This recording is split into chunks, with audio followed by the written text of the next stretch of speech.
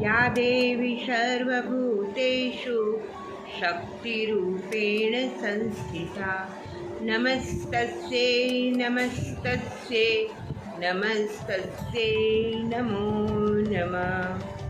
जय श्री कृष्ण बधाने मारा। केम छो बधा? आजे कई डेट?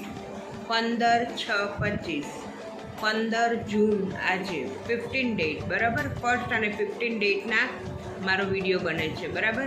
હવે બધાને એક ખાસ વિનંતી મારી છે કે તમે વિડીયો લાઈક કરો અને સબસ્ક્રાઈબ કરો બરાબર। લાઈક કરો, શેર કરો, સબસ્ક્રાઈબ કરો તો તમને પણ ખુદને એવું લાગશે કે અમે કંઈક જોયું અને મને પણ એવું લાગશે કે મને આટલી બધી લાઈક્સ મળી બરાબર।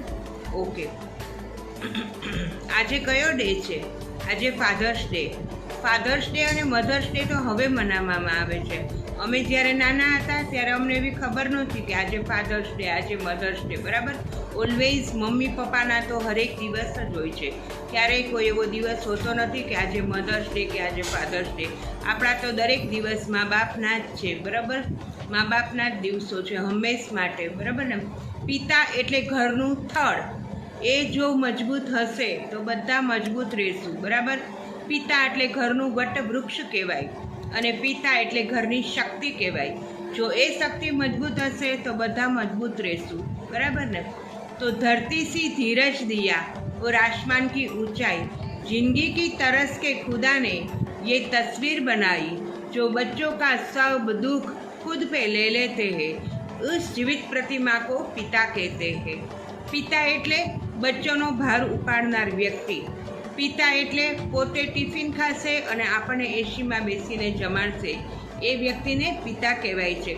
બાળકોને આંગળી પકડીને ચલાવતા શીખવાથી માંડી અને એને જે સ્તરે પહોંચવું હોય એ સ્તર સુધી પહોંચાડે ત્યારે જ પિતા કહેવાય છે બરાબર।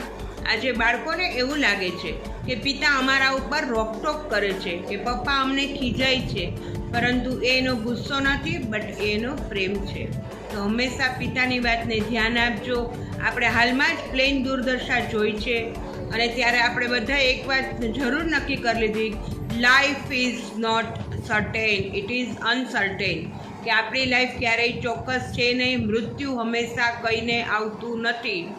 જન્મ અને મૃત્યુ કહી છે કે બે વાત ભગવાનના હાથમાં છે, પણ જન્મનો તો એક જ રસ્તો છે, સર્વને ખબર છે કે એ તો માં જ છે બરાબર। પરંતુ મૃત્યુનો રસ્તો ક્યારેય ફિક્સ નથી। Life is uncertain, so live in present and always be happy. જય શ્રી કૃષ્ણ।